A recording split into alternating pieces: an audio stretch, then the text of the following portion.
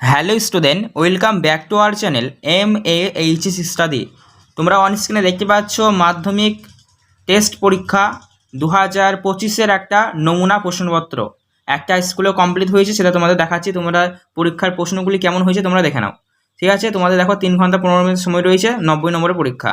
একের দাগের প্রশ্ন দেখো কি বলছে। কুস্তি শুরু হয়ে গেল, যাদের মধ্যে কুস্তি শুরু হলো তারা হলো ইসাব ও কালিয়ার মধ্যে। পরবর্তী 2 নম্বর প্রশ্ন দেখো কি বলছে। নদের চানকে পিছিয়ে দিয়া চলিয়া গেল কোন ট্রেনটি? তোমরা লিখবে, অপশন অ্যান্সার দিতে হবে 7 নম্বর আপ প্যাসেঞ্জার। পরবর্তী 3-এর দেখো প্রশ্ন দেখো কি বলছে। না না আমি বলছি তপনের হাত আছে। উক্তিদের বক্তাকে? তো উক্তিদের বক্তা হলো তপনের মেসো।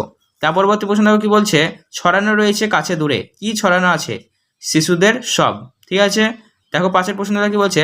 হাসিবে মেঘবাহন, মেঘবাহনকে? তো তোমরা ইন্দ্র, ঠিক আছে প্রশ্ন অ্যান্সার। 1-এর 6 দেখো কি বলছে।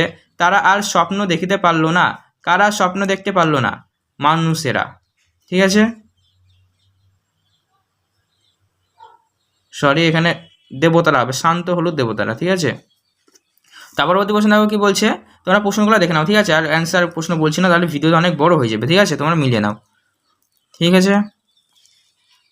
চলো পরবর্তী পেজে আমরা দেখে নিই।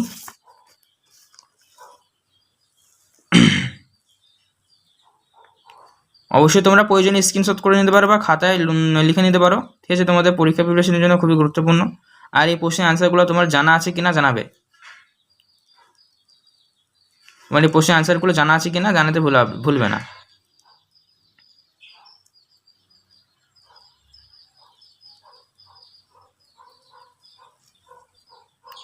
চলো এই পেজ দেখে নাও, এদিকে 3 নম্বর পেজ।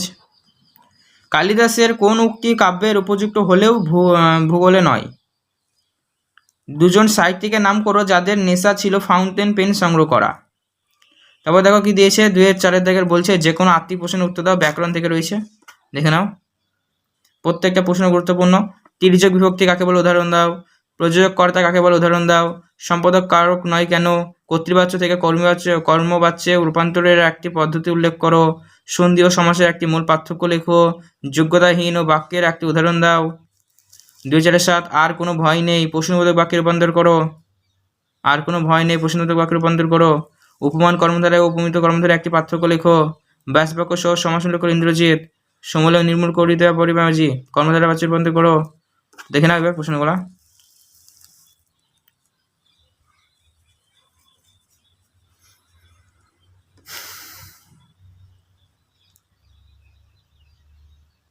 চলো পরবর্তী নেক্সট পেজ দেখে নেবো। তোমরা স্ক্রিনশট করে নাও, প্রশ্নগুলো দেখে নাও একবার, ভিডিওতে থামিও লিখে নিতে পারো, ঠিক আছে। তার পরবর্তী দেখো এই প্রশ্নের অ্যান্সারগুলো এখানে দেখে নাও। তোমাদের আমি বলেছিলাম প্রবন্ধ রচনা বিজ্ঞান বিষয়কতে করবে। বিজ্ঞান বিষয়ক তুমি যদি রচনা করো কমন পেয়ে যাবে। বিজ্ঞান বিষয়ক যে কোনো রচনা আসতে পারে, হয়তো দিতে পারে বিজ্ঞান ও কুসংস্কার, বা বিজ্ঞানের ভালো দিক, হ্যাঁ,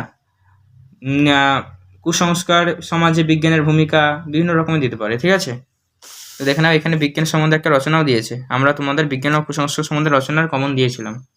তো তোমাদের ভিডিও ভালো লাগলে লাইক করবে এবং অতি অবশ্যই তোমরা আমাদের এই চ্যানেলকে সাবস্ক্রাইব করবে আর সেটা বেল নোটিফিকেশন দিয়ে কল করবে।